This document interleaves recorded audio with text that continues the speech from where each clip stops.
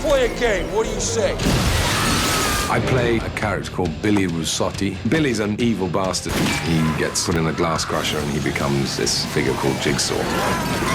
You shouldn't have been able to survive. His face is a patchwork of horrible bits of horsehide and staples and... He becomes transformed into Jigsaw. He looks really scary. From now on, you call me Jigsaw. Disfigured. He's psychotic. We've all suffered at the hands of the Punisher. He ain't the only one who can take the law into his own hands. This is just the beginning. I just lose it.